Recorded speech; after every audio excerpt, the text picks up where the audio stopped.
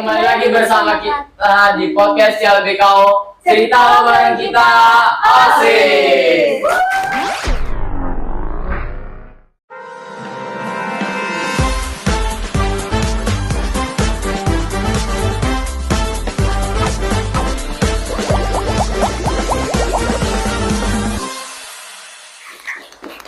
Ada pepatah mengatakan, tak kenal maka tak sayang maka tak cinta. Maka dari itu perkenalkan, nama saya Maryam Putri Azhara selaku host, dan saat ini saya bersama dengan teman saya. Nama saya Atarahim Fadila. Pada CLBKO episode kali ini kita kedatangan bintang tamu seorang atlet bela diri nih. Boleh diperkenalkan? Perkenalkan, nama saya Haura Sada Salsabila Fadila. Perkenalkan, nama saya Kela Firgiana Wahyudi. Dengan Kak Haura dan Kak Kela ya. Langsung aja Mah ya. Ya. Boleh tahu nggak sih dari mana sih kenal silat dan udah kapan mulai silatnya? Kak Haura dulu. Awal mula silat tuh sebenarnya karena diajak sama papa. Awal tuh nggak kenal silat. Karena perempuan kali ya, seorang perempuan harus mengerti artinya bela diri dan menjaga diri aja. Oh, kira-kira kapan dari kapan? Dari SD kelas 2. Oh, udah lama ya berarti. Iya. Kalau Kak Kela dari kapan tuh? Kenal silat dari ayah karena nenek saya juga ikut silat dulunya. Disuruh nerusin karena di keluarga ayah saya juga belum ada silat. Oh. Coba dong ceritain gimana perjalanan kalian dari awal mula ikut silat nih sampai sekarang, sampai punya banyak prestasi dari silat. Gitu aja.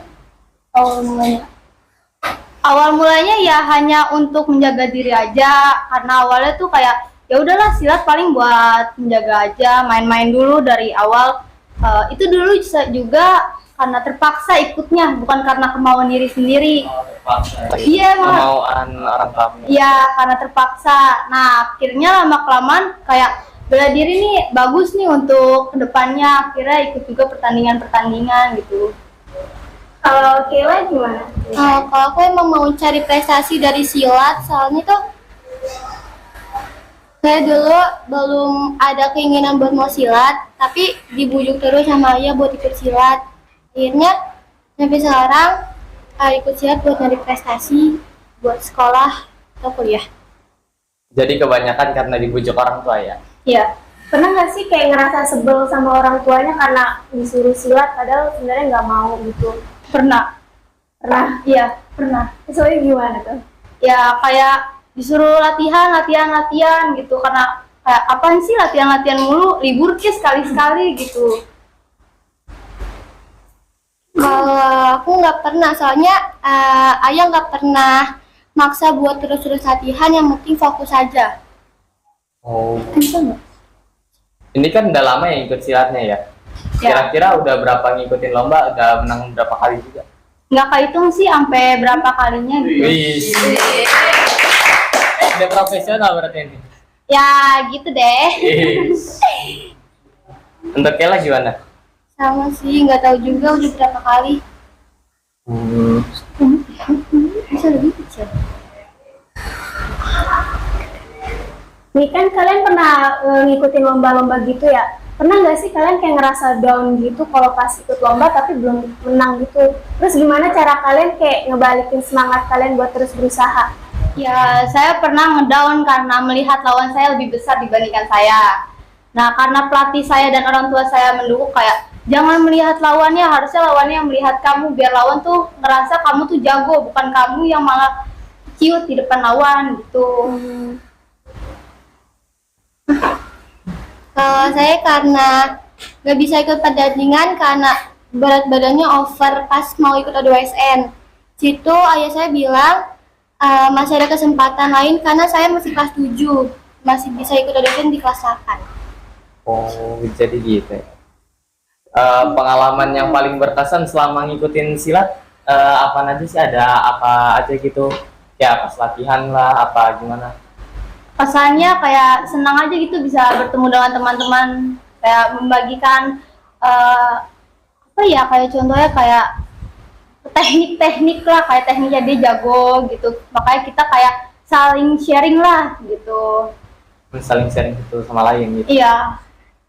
Kalau Kela gimana tuh? Kalau senang sih bisa latihan bareng teman, terus juga nggak boring lah, terus teman juga bisa jadi motivasi kita buat ke depan. Jadi semangat ikut silat tuh karena ada temen juga ya? Iya. Temen yang paling mempengaruhi untuk ngikutin silat biar lebih semangat tuh siapa sih? Boleh dikasih tahu nggak? Kak Putri.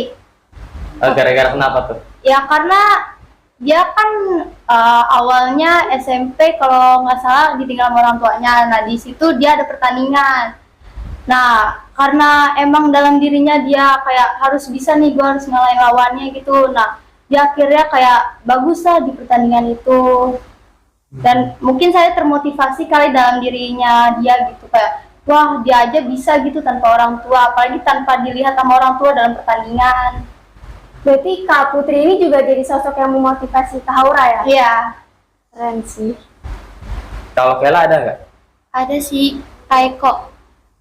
Jadi Kak Eko itu guru silat atau senior silat kita yang emang udah ikut SEA Games di seluruh dunia lah. Terus juga dia pertama kali ikut silat tuh fighter, tapi dia cedera kaki. Akhirnya dia berubah profesi jadi seni tunggal buat ngewakilin Indonesia di SEA Games. Kan Kak Haura pernah menang lomba O2SN ya? Ya. Gimana sih usahanya untuk meraih kemenangan di O2SN? Itu orang tua juga mendukung ya dalam O2SN itu, kayak membantu dalam pelatihan saya, terus dalam doa, terus pelatih juga pada mendukung gitu. Terus selama latihan itu pernah nggak sih Kak kayak ngerasa, kayaknya aku nggak bisa nih ikut ini, apa aku nyerah aja ya? Pernah nggak? Nggak pernah. Semangat terus berarti ya? Iya. Terobos terus. Kalau misalnya pas menang perasaannya gimana tuh? Kayak ya bangga gitu dalam dirinya, kayak udah bisa menghasilkan kemenangan. Kan keringat itu bisa menjadikan motivasi kita. Jadi dalam kerja keras gitu. Kela gimana? Bangga sih bisa banggain orang tua, terus juga bisa ngasih yang terbaik buat teman-teman kita yang udah nge-support kita dari pagi sampai malam. Nah, terus kan sekarang Kak Haura udah kelas 9 nih. Terus lagi banyak-banyaknya uprak kayak sama bentar lagi mau ujian sekolah. Iya. Terus gimana sih cara Kak Haura ngatur jadwal latihan supaya nggak bentrok sama jadwal belajar buat sekolah juga? Jadi tuh jadi kayak tinggal dibagi aja, misalnya Senin Selasa waktunya latihan. Misalnya kita latihannya mungkin sore, nah pagi sama malamnya kita belajar. Rabu sama Kamis kita berhenti dulu buat latihan, diluangin dengan belajar atau istirahat biar tubuhnya tuh bisa jadi rileks lagi gitu. Nah waktu Sabtu dan Minggunya kita gujorin lagi latihan. Capek nggak sih Kak dalam seminggu itu full banget padat jadwalnya? Enggak sih, kalau misal dalam dirinya dibawa happy ya udah santai aja bawa. Santai ya? Iya. Kalau Kela gimana cara ngatur jadwalnya gitu? Sebenarnya jadwal latihan saya itu berbeda sama Haura. Kalau misalnya saya cuman malam Senin, terus malam Rabu sama Sabtu dan Minggu, nggak sepadat Haura. Jadi ini udah terstruktur gitu ya untuk jadwalnya. Iya. Nah, kalau kalian kan pernah ikut lomba nih, banyak pernah ikut lomba. Pernah nggak sih kalian ngalamin cedera gitu pas ikut lomba? Pernah. Pernah. Cedera Cedera. di bagian apa? Di bagian kaki kiri. Pernah. Hampir pengen jatuh gitu, karena hampir ankle-nya gitu. Oh, ankle. Iya. Sampai dirawat ya tuh? Enggak, paling cuman kayak geser dikit gitu. Oh. Kalau Kela pernah apa? Sama sih ankle juga, soalnya kalau misalnya lagi ikut seni bela diri kan ini tunggal baku, jadi itu lebih mentingin gerakannya tuh lebih berpower gitu, jadi susah. Terus selama kalian ngalamin cedera itu kalian tetap latihan atau gimana? Enggak sih, kita cuman boleh latihan tapi jangan sampai mencederakan kakinya lagi gitu. Jadi bawa santai aja latihannya, jangan terlalu fokuskan gitu. Jadi tetap semangat latihan ya walaupun kakinya tetap lagi cedera gitu. Iya, betul. Keren. Keren. Kira-kira ada nggak sih yang pertandingan yang ingin diikutin tapi belum kesampaian atau misalnya lagi seleksi apa gimana? Kalau saya ingin jadi atlet sih, atlet PPOP dan POPB karena belum kesampaian aja PPOB waktu itu karena di kaki kiri pernah geser dan itu masalah kesehatan, jadi akhirnya gugur di dalam kesehatan. Kalau namanya fisik masuk. Karena cuman kayak kecelakaan pas pertandingan ya? Iya, betul. Kalau Kela ada? Mau masuk POPB sih, tapi kayaknya belum sanggup aja di fisik atau teknik lain-lainnya. Nah, kan aku dengar-dengar Kela ini kan ketua eskul silat ya. Gimana sih cara kamu kayak ngontrol anak-anak eskul silat gitu supaya tetap kompak? Kalau misalnya biar kompak tuh, kita selalu ngejadwalin datangnya itu harus tepat waktu. Terus kalau misalnya emang ada salah satu mereka yang mempunyai masalah di silat atau kayak emang lagi berantem sama temennya, itu diomongin baik-baik itu biar tetap kompak. Jadi ada jalan keluar dari masalahnya gitu. Untuk kalian berdua nih ada tips gak sih untuk kayak murid-murid yang pengen jadi atlet silat kayak kalian berdua, ya tips atau apalah gitu? Kalau tips menurut saya, kalau misal dia pengen ikut, dalam dirinya ada gak di bidang olahraga gitu, dan juga di dalam dirinya dia benar-benar suka gak di dalam olahraga. Kalau misal dia nggak suka di dalam olahraga, pasti malas-malasan, kayak masuk nih sekali, 2 kali, kebesokan harinya kayak capek, takutnya gitu. Nah, yang kedua menurut saya, kalau misalnya itu orang tuanya pasti akan mendukung dong kalau misalnya dia ingin menjadi atlet silat atau atlet lainnya gitu. Jadi benar-benar harus konsisten, terus Iya. juga harus ada dukungan dari orang lain ya? Ya, ada minat juga sebenarnya harusnya di dalam diri ya. Iya. Kalau Kela gimana nih? Kalau saya sih yang pertama harus dari keinginan diri sendiri juga ya. Jadi kalau misalnya mau ikut silat tapi dari diri kita emang nggak punya keinginan yang besar tuh, kayak percuma mau ikut silat tapi nggak berguna juga. Terus juga kalau misalnya mau pertandingan harus berani gitu, nggak boleh grogi, terus harus percaya diri lah sama semuanya. Nah, kalian kan udah dari lama ya ikutin eskul silat ini. Ada nggak sih kayak tantangan terbesar dalam kalian ikutin silat itu? Kayak kendala-kendalanya dalam mulai pertandingan atau latihan? Enggak ada sih, tapi kayak kalah sama berat badan doang kalau mau pertandingan. Kalau Kak Haura mungkin ada tantangannya yang kemarin ikut O2SN. Gimana? Kalau tantangan menurut saya masih emosional dalam pertandingan silat itu. Jadi kalau misalnya sekali saya ditendang, saya harus ngebalikin lagi ngetendang tuh orang. Jadi saya nggak mau kalah saing dalam pertandingan itu. Jadi emosional saya masih menggebu-gebu aja. Itu tantangan paling besar ya? Iya. Diri sendiri. Kira-kira ada solusinya nggak tuh? Kalau misalnya kata papa sih, jangan nurutin ego atau emosi kalian, harus mengontrol emosinya, ya gitu. Kalau pengalaman yang paling berkesan nih apa? Dapat juara umum perguruan terbaik di pertandingan JKTC.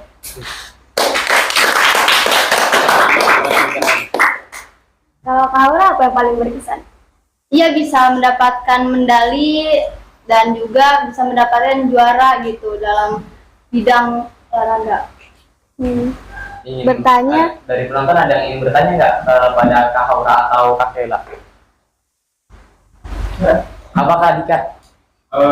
Ikut silat di perguruan apa? Boleh sebutin? Kami berdua ikut silat dari 3 berantai. Iya. Kalau nggak salah Kak Dika pernah ikut juga ya? Iya benar. Yang lain ada yang ingin bertanya lagi nggak? Kenapa masuk di perguruan silat Bali? Karena dari SD, soalnya di silat, soalnya di SD, silat itu cuma ada 3 berantai. Dan kata papa, 3 berantai itu Pak Eko dan Igo Wise tuh udah bagus dalam bidang silat itu dan memotivasi diri kita lah untuk masuk di bidang silat yaitu 3 berantai. Kan kalian udah punya banyak medali nih, sertifikat juga udah banyak. Kira-kira kalian mau lanjutin silat itu ke yang lebih tinggi atau gimana? Ya, saya ingin lanjutin masuk ke sekolah atlet yaitu sekolah Ragunan. Sekolah atlet. Iya, yang di 116 Jakarta Selatan. Kalau Kela gimana tuh? Kayaknya sih mau lanjutin biar bisa masuk POPB dulu, baru belajar buat masuk PPOP. Nah, kan itu tujuan pertamanya ya. Kalau misalkan kalian belum berhasil buat ngeraih itu, kira-kira plan B apa yang akan kalian jalanin? Kalau misal tidak bisa masuk situ, kan masih ada sekolah lain yang lebih baik dibandingkan sekolah itu, dan juga bakal bagus lah kalau misalnya tanpa masuk sekolah itu. Bagusnya bukan karena pasti kan kalah di bidang kesehatan, fisik, teknik atau administrasi kan. Nah, mungkin kalau misalnya tidak bisa masuk situ, ya udah bisa di sekolah lain gitu yang lebih baik. Tapi tujuannya tetap ingin jadi atlet silat ya? Iya, betul. Kalau Kela gimana? Kalau aku plannya? sih nggak terlalu pengen jadi atlet silat, yang penting bisa bela diri aja. Terus kalau saya emang nggak bisa masuk POPB, bakal latihan aja di perguruannya sendiri. Kan setiap pertandingan atau pengen masuk kemana pasti ada seleksi ya. Nah, kira-kira seleksi apa sih yang susah untuk masuknya gitu? Menurut saya yang agak susah tuh agak kesehatan ya. Kenapa tuh? Karena kan kaki masalahnya, kaki Oh, pernah iya, cedera, kaki. ya karena takut di kaki doang. Tuh, kalau yang lain buat teknik, fisik, terus yang lain ya udah biasa aja. Pesan-pesan kalian selama ikut silat itu apa aja? Senang sih bisa belajar banyak dari silat, terus bisa ngejaga diri juga kalau misalnya emang ada sesuatu yang tadi juga di jalan. Terus juga ketemu banyak teman di silat, jadi senang aja sih kesannya. Jadi kayak tujuannya buat ngejaga diri aja ya? Ya, benar, ada juga buat Kela buat menjaga diri kita dari orang-orang yang jahat, terus bisa memotivasi diri kita juga gitu. Kalau misalnya di pertandingan ada yang bagus nih lombanya, nah kita bisa ikutin atau bisa melihat teknik-tekniknya yang lebih bagus gitu untuk mempraktekkan ke diri kita sendiri. Nambah pengalaman juga berarti ya? Iya, Kak? betul. Kela kan ketua ekskul silat, boleh kali mempromosiin ekskul silatnya biar lebih rame gitu. Gimana promosi? Promosiin aja. Kali aja ada ntar anak-anak yang ingin masuk 97 buat masuk ke ekskul silat. Ayo ikut silat untuk melestarikan budaya bangsa Indonesia. Di silat juga kita bisa belajar bela diri, terus juga bisa memakai sertifikat silat untuk masuk SMA yang mau kalian pilihkan. Dan juga cara melatih daya tahan tubuh untuk lebih bagus gitu. Misalnya di silat tuh cara mati daya tahan tubuh itu gimana sih? Kayak enggak, awalnya kita melatih dari otot tangan dulu, push up, sit up. Kalau misal larinya nggak bisa jarak jauh, kita bisa jog dulu beberapa kilo gitu atau meter. Oh, jadi latihan yang mempengaruhi silat tuh kayak misalnya latihan push up, sit up, lari. Selain itu ada lagi nggak yang biar bisa mempengaruhi teknik-teknik dalam silat biar terus bisa ngikutin lomba dengan percaya diri lah.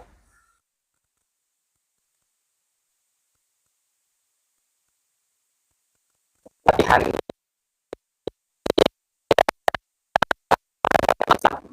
latihan apa aja? Latihan dasar silat.